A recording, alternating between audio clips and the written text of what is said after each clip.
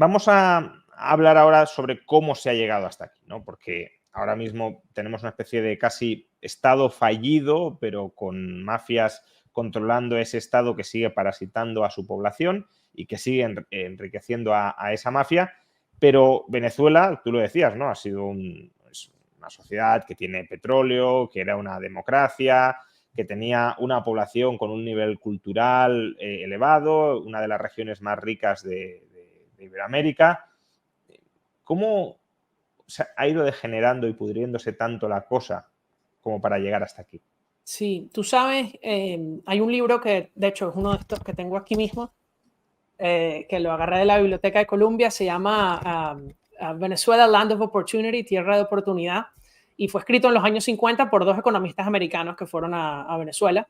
Y entre ellas una de las cosas que decía es que en Venezuela lo que está ocurriendo es libre empresa en su máxima expresión, que solo la recuerdan los americanos que vivieron en el siglo XIX. Imagínate que dijeran eso a mediados del siglo XX, qué tan libre tenía que ser. Hablaban de los impuestos, hablaban de las regulaciones, tenían incluso una tabla de los salarios de distintas profesiones en bolívares de entonces, los cambié a dólares a ver cuánto pagaban esas mismas profesiones aquí en Estados Unidos, y es casi lo mismo, una secretaria o un trabajador de la construcción. No todas, pero algunas. Y eso te muestra lo rico que era Venezuela en esa época. Por eso es que mis abuelos llegaron a Venezuela de España y de Italia, por eso es que llegaron muchísimas personas de otros países. Cuando Venezuela se hizo democrática, en el año 58, todo seguía muy bien. Yo pienso que el punto de quiebre que de verdad estancó Venezuela y la llevó eventualmente a este régimen fue cuando se nacionalizó el petróleo, honestamente, en el año 76. De hecho, tú lo puedes ver rápidamente en un gráfico del PIB per cápita de Venezuela que hace pico en el año 76, y lo ves también en la producción de petróleo. A partir de la nacionalización, el Estado vio a la industria petrolera como su fuente principal de ingreso. Eso fue un problema porque significaba que ya no le interesaba necesariamente el crecimiento de la productividad y la economía, porque no lo beneficiaba tanto en términos de recolección de impuestos, sino que lo que importaba era el petróleo. Como a los políticos en una democracia lo que les interesa es maximizar sus votos, Claro. lo que ocurría es que no invertían en la misma industria petrolera, que empezó a producir menos y menos cada año desde la nacionalización hasta los 90, y eventualmente pues llevó a Venezuela una crisis fiscal terrible junto con la volatilidad de los precios del petróleo, ¿no? Porque si además, obviamente la nacionalización te da más recursos como Estado, pero si dependes luego de ese nivel de recursos, que es muy volátil su precio, pues generas una volatilidad macroeconómica gigantesca.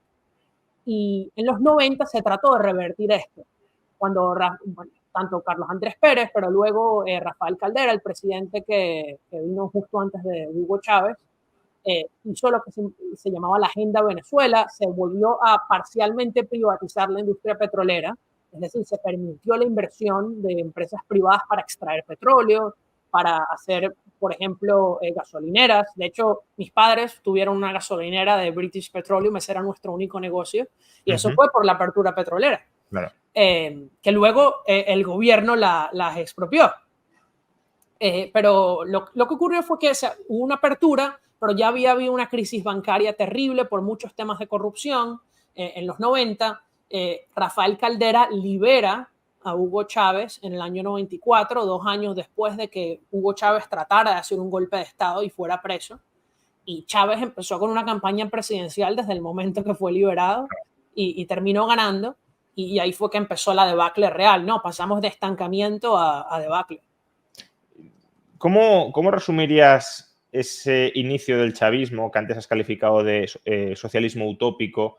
¿Qué hizo Hugo Chávez en un principio? Porque es verdad que cabe distinguir distintas etapas, ¿no?, dentro de este chavismo, y el primer chavismo, bueno, hasta el año 2007, 2008 parecía que estaba funcionando, ¿no? Muchos economistas, Stiglitz mismo, tomaban a Venezuela como una cierta referencia de modelo económico a seguir en la región. ¿Qué hizo Hugo Chávez y hasta qué punto esos buenos indicadores macro y microeconómicos eran una realidad o un espejismo? Sí. Bueno, empezando con Hugo Chávez toma el poder en febrero del año 99 inmediatamente se vuelca a reformar la Constitución de Venezuela. Cambia los jueces, le permiten reformar la Constitución eventualmente luego del cambio en la Corte Suprema, de una forma que en mi opinión ya era inconstitucional. Todo el orden legal de Venezuela se acabó en el año 99, pero bueno, mucha gente lo reconoce. Y eso ya genera mucho, le da muchísimo poder al presidente para empezar lo que es la campaña de nacionalizaciones. Una de las primeras cosas que hace es la nacionalización de la tierra, ¿no? Que en Venezuela los llamaban los latifundios, no sé si ese es un término que se usa en España, donde, bueno, los grandes terratenientes dejan la tierra improductiva, que es algo que si tú luego estudias algo de economía, ¿por qué tendrían tierra para perder dinero? Obviamente no tiene mucho sentido económico este tema. Y al final lo que pasó fue que la mejor imagen de todo esto es que, por ejemplo, entre la ciudad donde estaba la gasolinera de mis padres y Caracas, que manejábamos en la autopista, había muchos campos de azúcar, de caña de azúcar, que se utilizaba para hacer ron, que era la bebida alcohólica principal de Venezuela. Y se exportaba ron Santa Teresa, todo esto.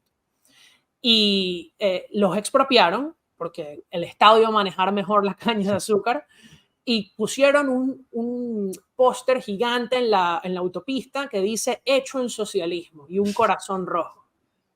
Perfecto, pusieron invernaderos en un país tropical.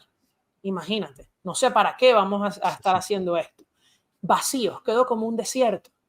Y yo siempre pensé, esto es perfecto, hecho en socialismo. Sí, sí. Ahora, no pasó nada inicialmente, porque recuerda que la nacionalización petrolera le dio muchísimos recursos al Estado y el precio del petróleo se multiplicó por más de 10 en los primeros 10 años del chavismo.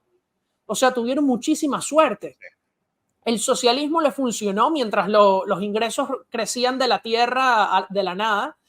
Hubo un problema económico en el 2002 con el paro petrolero y luego además Chávez despidió de la industria petrolera a todas las personas que se le opusieron, que eran no casualmente las personas inteligentes de la industria petrolera, y eso le dio de verdad la muerte a PDVSA, porque se quedó sin el capital humano. Además de quedarse sin el capital humano, se exacerbó lo que ya se hacía durante la democracia, que era utilizar a PDVSA como el banco del Estado y dejar de invertir para redistribuir. Y se empezó a redistribuir de PDVSA. PDVSA creó algo que se llama Pedeval, que en Venezuela lo llamamos Pudreval, porque eran mercados financiados con el dinero del petróleo que importaban comida, no se producía, se importaba porque destruyeron la agricultura local, se importaba y la redistribuían a precios básicamente gratis a la población. Como era todo manejado por el Estado, hubo muchos escándalos, entre uno de los cuales se descubrió que tenían containers de barcos gigantescos en la costa que trajeron y eran tan grandes que ni siquiera podían aparcar en ninguno de los puertos de Venezuela y se quedaron con la comida pudriéndose. Entonces dejaron podrir miles de millones de dólares en comida durante sus años que pudieron haber alimentado a los venezolanos, que en verdad debió ser privado, pero incluso si hubiera sido el Estado hubiera podido alimentar gente.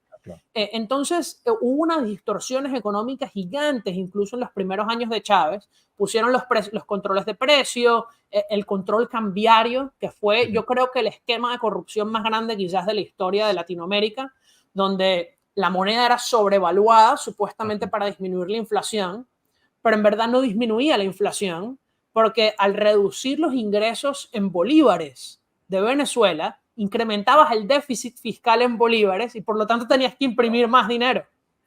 Entonces, es ilógico en verdad, porque normalmente se ve la estabilización de la moneda como una medida desinflacionaria, pero en el caso de Venezuela fue una medida inflacionaria que trataron de resolver con los controles de precios.